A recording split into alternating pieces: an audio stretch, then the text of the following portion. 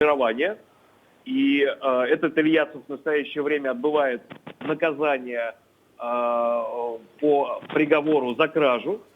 Ну, власне, я перепрошую, наскільки я знаю, цей Ільясов, ну, якщо перевірити його покази, то якраз коли він нібито мав бути в цьому батальйоні імені Номана Челебіджіхана, він якраз відбував термін за крадіжки в Великій Алушті. Да, именно так. Следователь об этом прекрасно знал. Но, тем не менее, у него взял показания, оформил в качестве допроса, в качестве доказательства. Этот свидетель на суде отрицал ранее данные показания, но даже данные им на суде показания тоже не соответствовали действительности.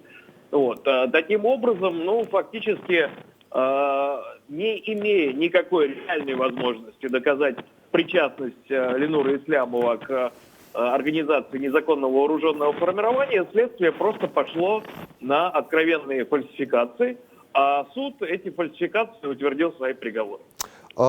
Ну і крім створення батальйону імені Номана Челебіджіхана, Ленуру Ислямову інкримінував окупаційний суд диверсії, ну, власне, підрив опор лінії електропередач у 2015 році. Там така є практика в окупованому Криму, як таємний свідок, тобто за секреченим прізвищем, значить, от яка людина, яка дає свідчення. Тут фігурує деякий Мамутов, ну, можливо, він не Мамутов зовсім, ну, от під таким прізвищем засекреченим, який свідчив, що він сам не бачив, як підривали лінії опор електропередач, але він нібито чув в темряві за 30 метрів голос, схожий на Ленура Ислямова. І для того, щоб опізнати цей голос, залучили до справи пранкерів Лексуса і Вавана, які дзвонили, розігрували Ленура Ислямова, і от нібито як до експертизи долучили цей розіграш двох пранкерів. Це щось нове, пранкери в суді, а які, до речі, ну, на виклик суду, наскільки я знаю, так і не прийшли, да? Нет, они так и не явились, причем от одного отказался прокурор. А что касается второго, то там получилась интересная история. Сначала суд по ходатайству прокурора огласил показания Кузнецова, это пранкер Вован, а потом вынес постановление о принудительном приводе. И когда приставы пришли по адресу, где этот пранкер должен был проживать, выяснилось, что он неделю назад, то есть сразу после того, как суд принял решение о принудительном приводе, оттуда съехал, и найти его невозможно. Вот. Фактически без их показаний суд приобщил и признал вещественными доказательствами флешку с этими аудиозаписями.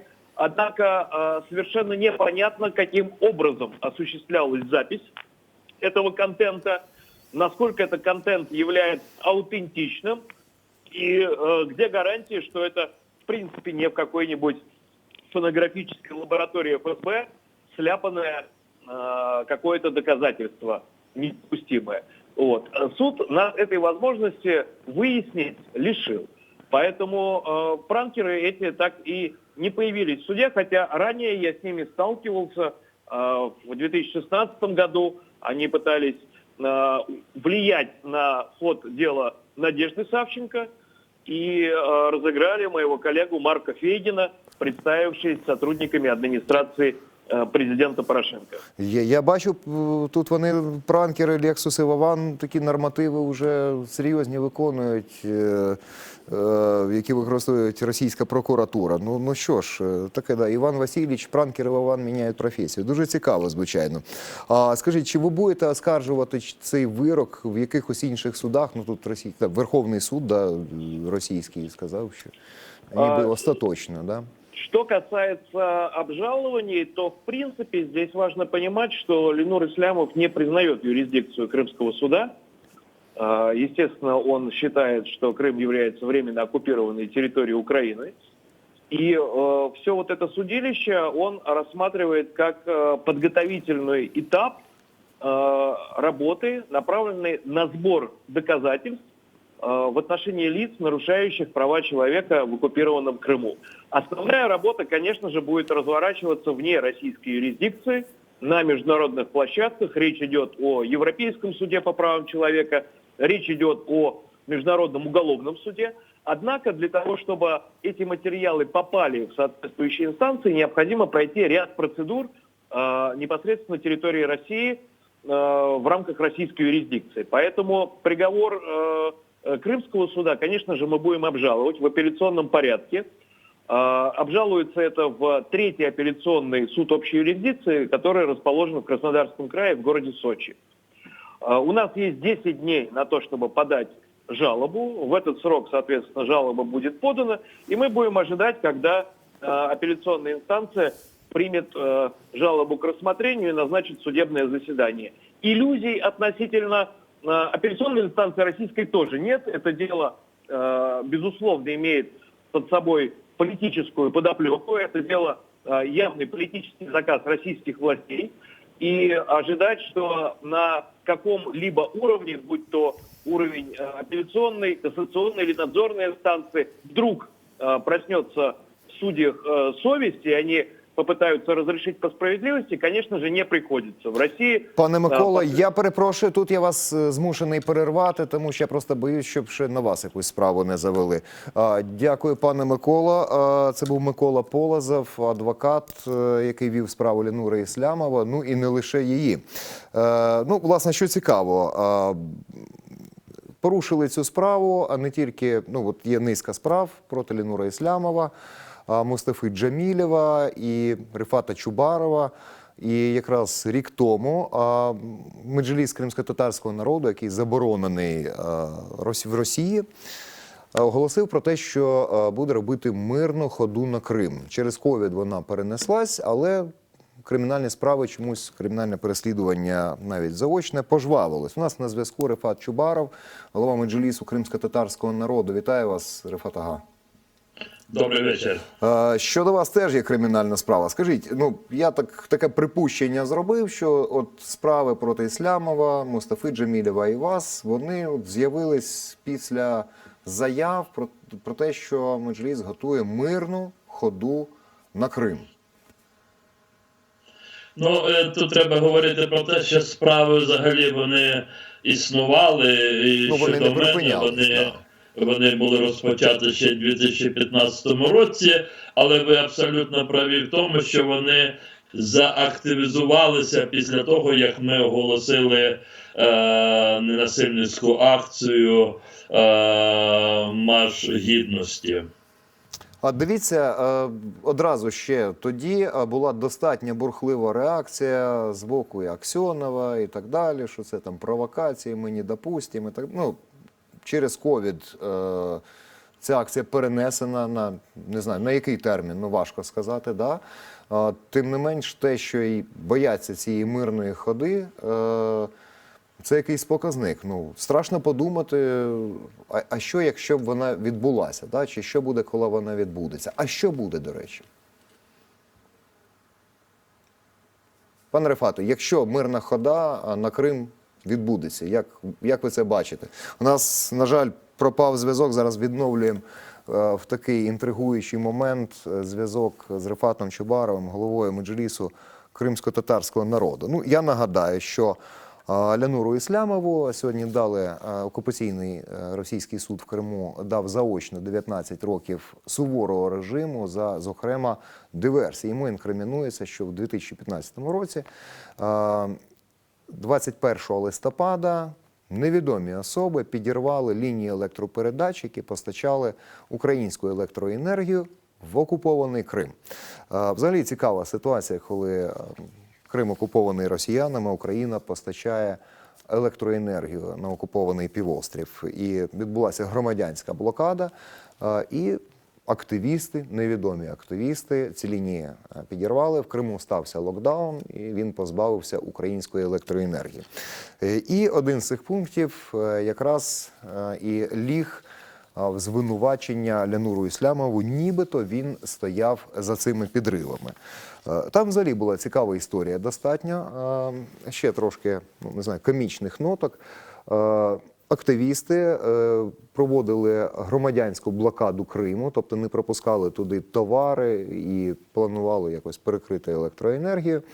Щоб їм протидіяти, 20 листопада 2015 року прибули українські поліцейські. Їх очолював начальник департаменту по боротьбі з наркозлочинністю, вгадайте хто? Ілля Кива. Я просто хапав себе перед ефіром за руки, щоб не набрати Іллю Киву і не запитати в нього, що він там робив.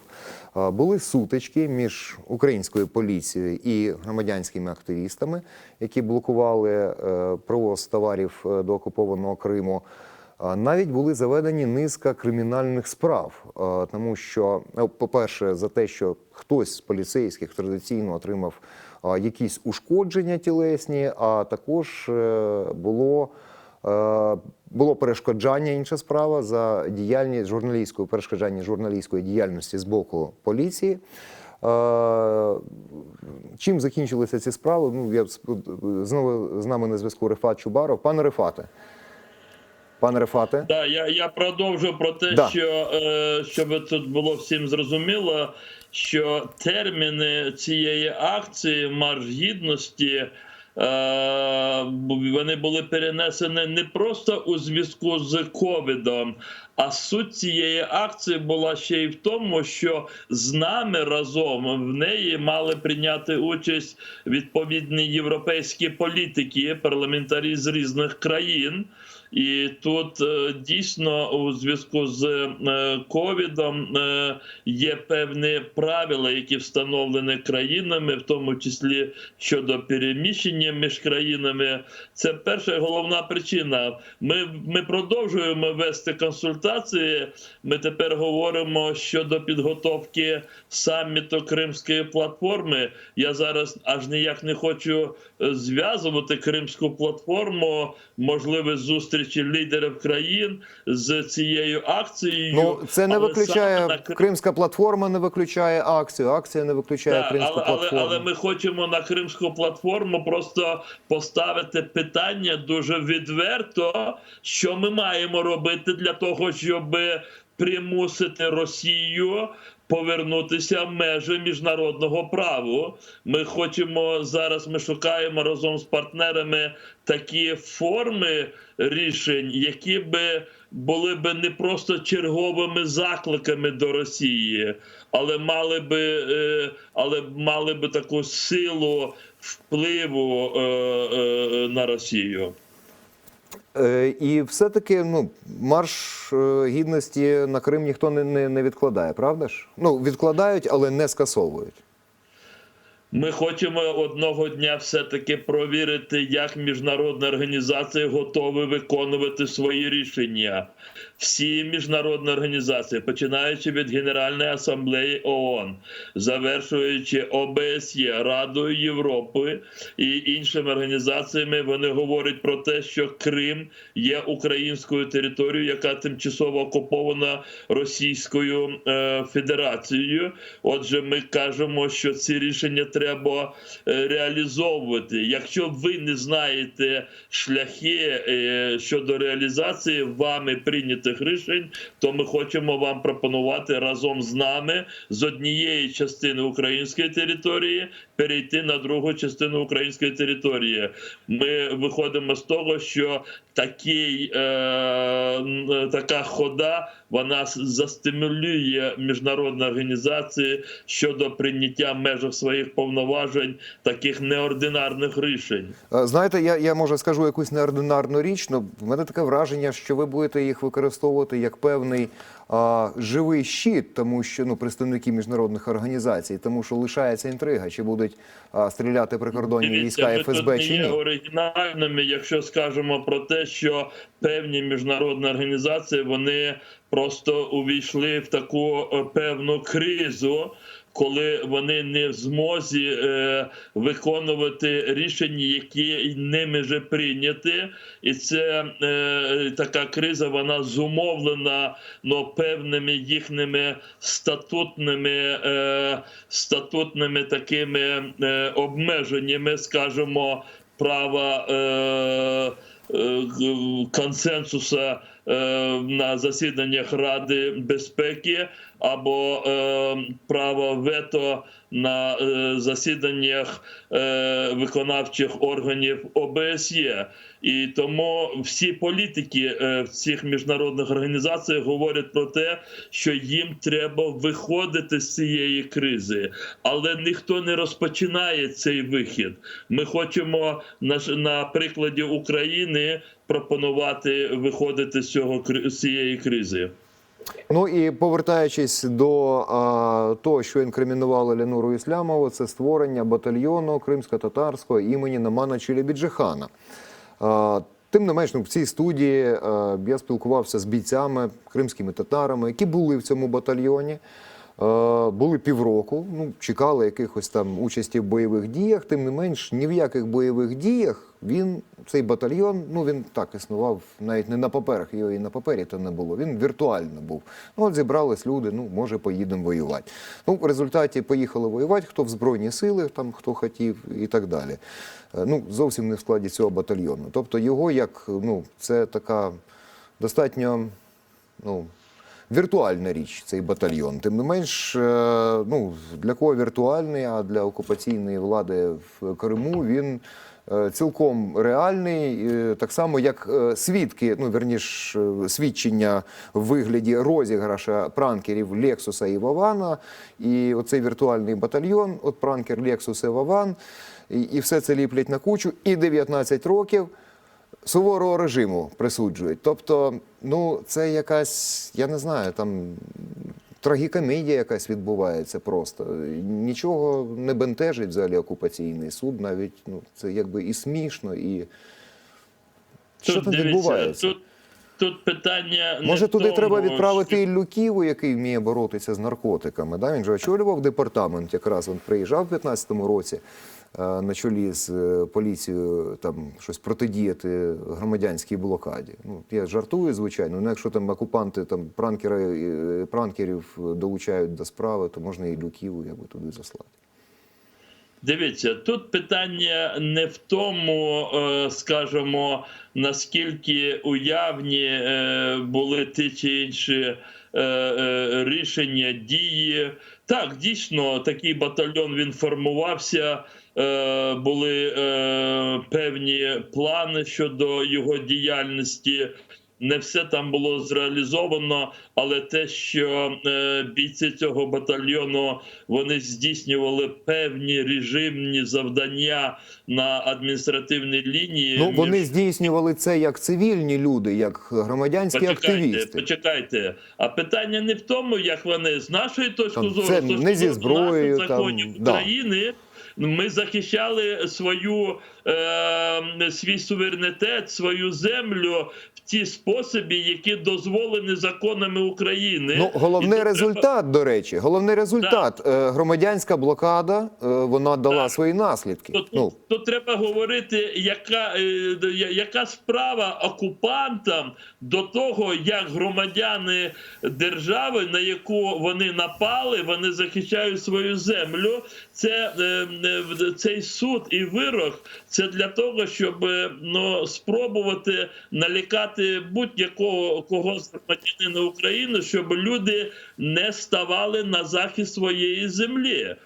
Так само ж оці карні справи, які зараз задіяні проти пана Мустафи Джемілєва, нашого лідера, або проти мене, вони нас звинувачують в тому, що наші дії несуть загрозу територіальної цілісності Російської Федерації. І це ми ще не говоримо про деокупацію Кубані, Дону, Курську і Воронежу. Рифат, в мене ще питання, дуже коротеньке, ефір закінчується. 23 вересня цього року так званий спікер окупаційного парламенту Криму Константінов сказав, що взагалі цей підрив електроопор в 2015 році – це справа рук Порошенка, це його спецоперація. То я так розумію, що Петру Олексійовичу теж треба вже напружитись, тому що його там теж можуть заочно засудити. Я хочу сказати, що за новими законами, які прийняті в Російській Федерації, треба починати судити всіх мірових лідерів, які ставлять під сумнів... Вірніше, навпаки, вони не ставлять під сумнів територіальну цілісність України, таким чином підривають уявлення Кремля про ті кордони, які він намагається накреслити.